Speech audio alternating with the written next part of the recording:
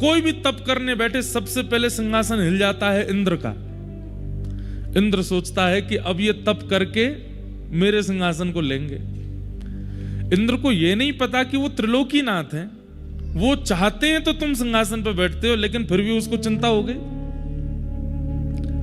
इंद्र ने एक ही बाण है उसके पास सबकी तपस्या भंग कराने का, कामदेव से जाकर के कहा, ये हमारे तप कर रहे हैं ठाकुर जी, इनको कहीं ना कहीं इंद्र की पदवी चाहिए, आप जाकर के कुछ योजना बनाओ।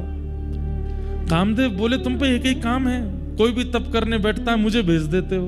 महादेव ने जला करके भस्म कर दिया था मुझको, नारद जी से तुमको कुछ हुआ, नारद जी के लिए भेज दिया, यही करते रहते हो। अभी भगवान तप कर रहे हैं, करने दो उनको। नहीं नहीं नहीं नहीं, देवलोक की रक्षा के लिए जाओ। तो कामदेव जब आता है, कोई ऐसा नहीं कि वो पुरुष, वो माहौल बनाता है ताकि चित्त में काम का प्रादुर्भाव हो।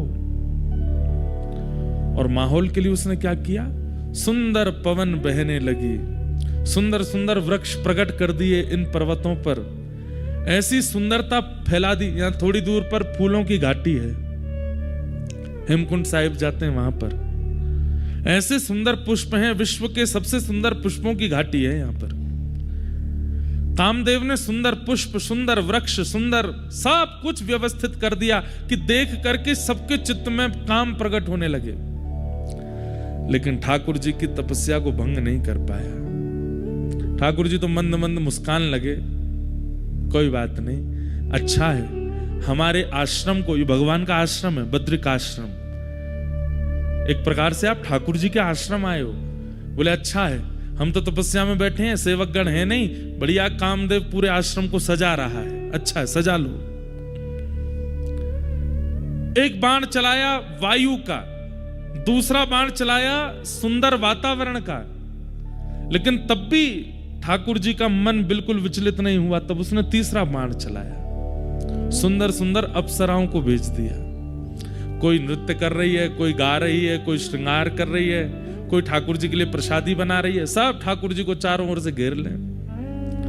ठाकुर जी मंद मंद मुस्कुरा रहे हैं, देख करके बढ़िया है, आनंद करने तो।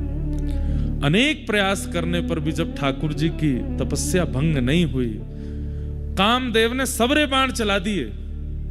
अंत तो गत्वा कामदेव आया और चरणों में आकर के क्षमा प्रार्थी हो गया। बोले नाथ, असंख्य वर्षों तक मैं आपको विचलित करने का प्रयास करता रहा, लेकिन आप ना तो विचलित हुए और सबसे बड़ी बात ना क्रोधित हुए, आपको गुस्सा भी नहीं आया, आप मुस्कुरा रहे हैं। मुझसे गलती हो गई, अपराध हो गई, क्षमा कर दो। भगवान बोले नहीं, हमको तो बहुत प्रसन्नता है, हम तो यहाँ तपस्या कर रहे थे, उठना हमारा है नहीं, तुमने बढ़िया हमारे आश्रम को सजा दिया, बहुत अच्छा किया, अब जाओ, नहीं सब यहीं रह जाओ, इस नगर की और इस आश्रम की सुंदरता बढ़ाते रहो। तो ये जो सुंदरता है यहाँ पर, ये जो सौंदर्य है, ये किया गया था ठाकुर जी की तपस्या भंग करने के लिए, लेकिन ठाकुर जी ने इस सौंदर्य को सदा के लिए यहीं पर अवस्थित कर दिया। और भगवान ने कहा देखो, हर तपस्या करने वाला अपनी तपस्या तोड़ दे ऐसा नहीं है। और ये तुम बात बात पर अप्सराओं को लाके खड़ा मत किया करो। तुम सोचते हो कि हमें अप्सराएं अपने ऊपर व्याकुल कर लेंगी। बोले गलती हो गई भगवान। भगवान बोले रुको। और ठाकुर जी ने ऐसी अपनी जंघा का, अपनी उरु का जैसे ही घर्षण किया, तो यहां के घर्षण से थोड़ा सा मैल गिरा, और उस मैल से, यहां के घर्षण से उर्वशी प्रकट हो गई। कहते हैं प्रकट तो अनेक अप्सराएं हुई भगवान के ऐसी जंघा का घर्षण करते ही। ऐसी अप्सराएं प्रकट हुई, ऐसी अप्सराएं प्रकट हुई कि इंद्र अपनी अप्सराओं से सबके मन को विचलित करता है, लेकिन ठाकुर जी के जंघा से जैसे ही अप्सराएं प्रकट हुई, स्वयं कामदेव विचलित हो गया। बोले मैंने सुंदरताएं बहुत देखी, ऐसी नहीं देखी। भगवान बोले अब तुम जो जिनको लेके आए थे उनको तो यहीं व्यवस्थित कर दो, इनमें से किसी एक को ले जाओ।